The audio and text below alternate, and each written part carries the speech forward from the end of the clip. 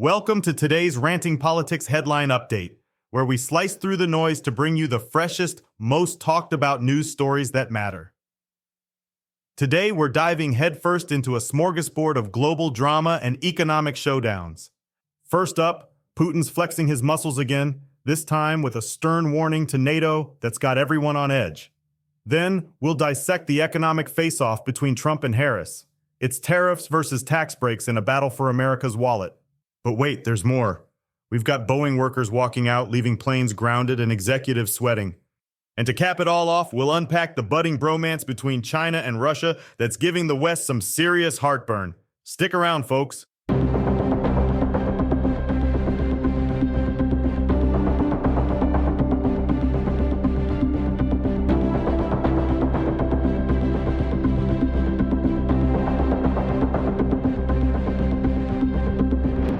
All right, folks, buckle up because Putin's at it again, and this time he's not pulling any punches. The Russian president has just fired off a warning to NATO that's hotter than a samovar at a Siberian tea party. Here's the scoop.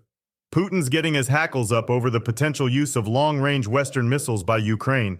He's basically telling NATO, hey, if you let Ukraine use those fancy missiles to hit deep inside Russia, we're going to consider that an act of war.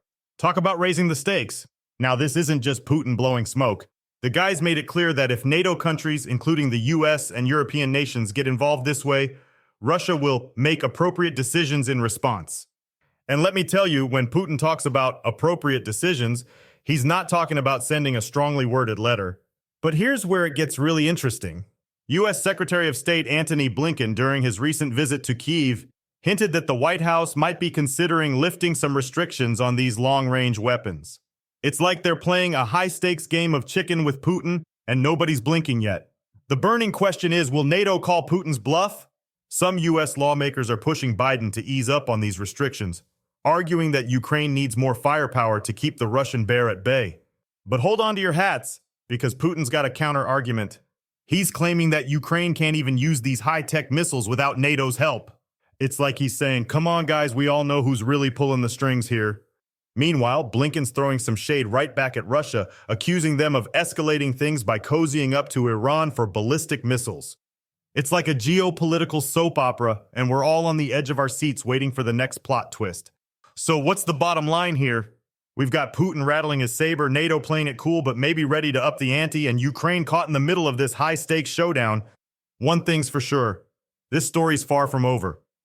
And you can bet we'll be keeping our eyes peeled for whatever comes next in this wild ride of international brinksmanship. All right, folks. We're diving headfirst into the economic battleground where Trump and Harris are duking it out with their rival plans. It's tariffs versus tax breaks, and the stakes couldn't be higher for the American economy and workforce. Let's start with Trump's plan, shall we? The former president is doubling down on his tariff strategy, proposing a whopping 10% tariff on all imported goods and an eye-popping 60% on Chinese imports. Trump claims this will raise hundreds of billions of dollars and make other countries pay us back. But here's the kicker. Even the most optimistic estimates from the Tax Foundation show these tariffs would only cover about half of Trump's proposed tax breaks and spending plans. Now let's flip the coin and look at Harris's approach.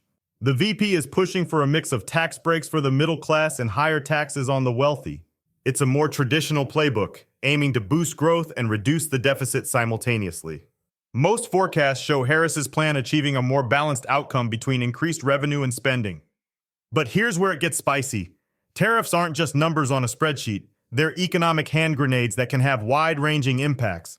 Sure, they can protect American jobs in some industries, but they can also jack up prices for consumers faster than you can say trade war. Remember the washing machine tariffs? They created 2,000 jobs, but at a cost of $815,000 per position. Talk about an expensive load of laundry. Harris isn't pulling any punches, calling tariffs a sales tax on American households. And she's got a point. Businesses often pass those costs right along to consumers. But tariff supporters argue it's about more than just dollars and cents. It's about protecting American industries from unfair foreign competition.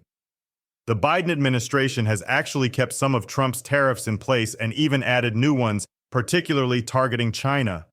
So this isn't a clear-cut red versus blue issue, it's more like 50 shades of economic gray. In the end, both approaches involve trade-offs. Trump's tariffs might protect some jobs, but could lead to higher prices and potential retaliation from other countries. Harris's tax strategy might boost middle-class spending power, but could face pushback from wealthy individuals and corporations and send more jobs overseas. So there you have it, folks. A high-stakes economic showdown that'll shape the future of American trade, jobs, and your wallet. Keep your eyes peeled as this economic tug-of-war unfolds. And remember, in the world of politics and economics, the only constant is change, and maybe the occasional tariff or tax break. We now shift gears over to Boeing, where the aerospace giant's West Coast factory workers have just pulled the ejection handle on their jobs, walking out in a massive strike that's grounded production faster than a bird strike on takeoff. We're talking about 30,000 workers in the Seattle and Portland areas who've decided to clip Boeing's wings after rejecting a contract deal. And let me tell you, this isn't just a little turbulence. It's a full-blown economic thunderstorm. So what's got these workers' altimeters in a twist? Well, they were offered a 25% pay raise over 4 years, but they're demanding a sky-high 40%. Talk about aiming for the stratosphere. The unions are fighting for their future, and they're not afraid to hit that strike button. Now, this couldn't come at a worse time for Boeing. They're already wrestling with more problems than a pilot in a simulator from hell. We're talking output delays, a mountain of debt, and let's not forget that little incident where a door decided to go skydiving mid-flight. Yikes! The fallout? Boeing's stock is in a nosedive, losing nearly 38% of its value this year. That's $58 billion in market value vanishing faster than your legroom in economy class. But here's the kicker. This strike could cost Boeing up to $3.5 billion in cash flow if it lasts 50 days. That's enough to make even the most seasoned CEO reach for the air sickness bag.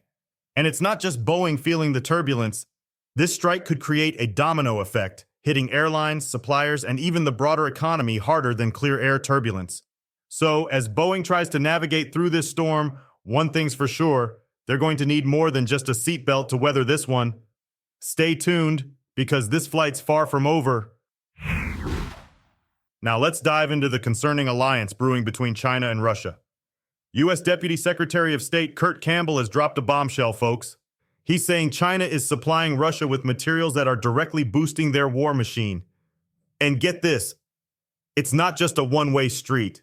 Russia's returning the favor by sharing military tech with China. Campbell didn't mince words, saying China is making a very substantial effort to sustain and diversify Russia's war capabilities. We're not talking about dual-use goods anymore, people. These are items going straight into the Russian war effort. But wait, there's more.